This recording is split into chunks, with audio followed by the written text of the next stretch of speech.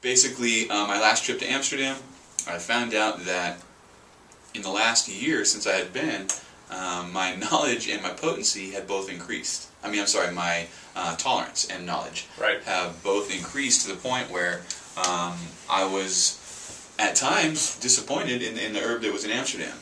And so that, while I was growing up, and until recently, that was, when you talk about Amsterdam, that was like, oh my God, Amsterdam. Untouchable. Yeah, oh, untouchable. They've got, the greenhouse, and they've got, you could walk around, you can smoke a joint. Right. It's Amsterdam. Sure. I have no doubt that there is really good weed in Amsterdam, but you have to hunt it down. Right. You have to hunt it down. Chocolope from the Green Place, good weed. That's chocolate Thai. Chocolate Thai crossed with cantaloupe. Yeah, delicious. Delicious. Everybody loves chocolate Thai. Yeah, I believe it took, someone will correct me if I'm wrong, I'm sure, but I believe it took 3rd place the last 2 years at the Cannabis Cup. I probably would have given it my 1st place vote. It was definitely better than the Vanilla Kush that took 2nd place this year, 2009. Definitely. And the Super Lemon Haze, the smell and taste were on par, but the kick, Super Lemon Haze doesn't have a kick. In my opinion, doesn't have a kick. Chocolope has a nice kick. When I take a fat rip of Chocolope, I feel it. So yeah, I was a little surprised. Needless to say, I was a little surprised in Amsterdam.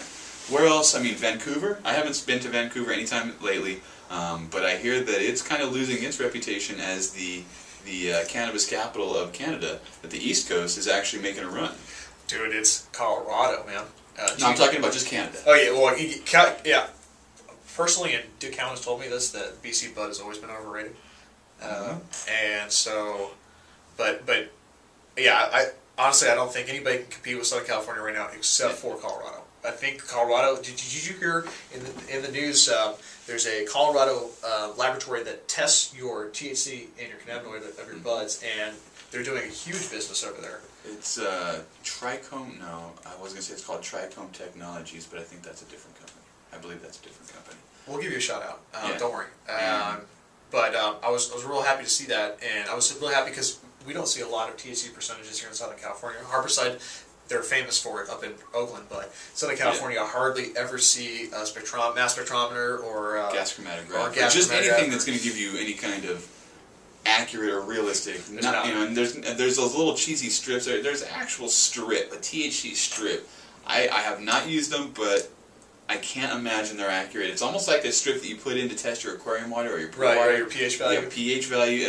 Test your TH value. Yeah, exactly. So I don't think that those are accurate. I don't give them, like I said, I haven't used them personally, but I know people that have used them. I know back in the day, I know people will have 22% according to the strip.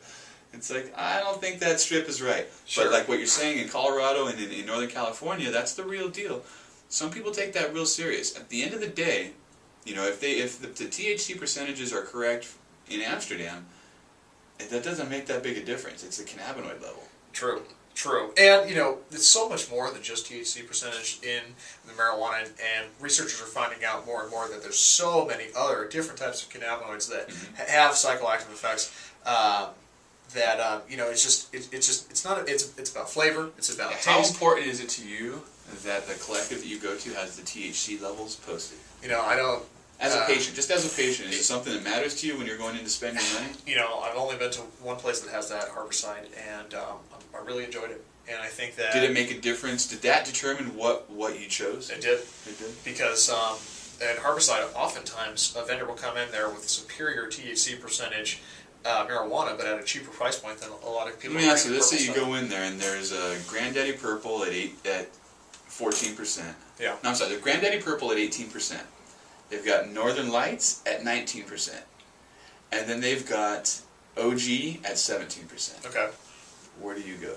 Do you go with the percentage, or do you go with the known strain? When it's... the strains are the right strains. I'm with you. I know that the accuracy on these things is like, plus or minus like a couple of percentage points. So at that point, I just go with whatever looks the best to me, smells the best to me. Right. That's what I'm going to go with. I'm not going to let that sway me. But if I see something that's 22% and I see something that's 15%, and the same price point, 7% gap. Yeah, I mean that's probably not. When I've been to Harborside, there wasn't a 7% gap. Yeah, I mean I've noticed that sometimes it was in the tenths of percent. So it'd be like 18.2 versus 18.8.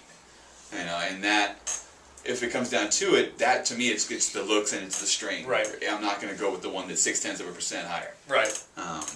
But But yeah, I think it would. Every little bit of information, I guess, at the end of the day, helps in making that decision. Knowledge is power, right, guys? Yeah, knowledge is power. That's why we're giving it away.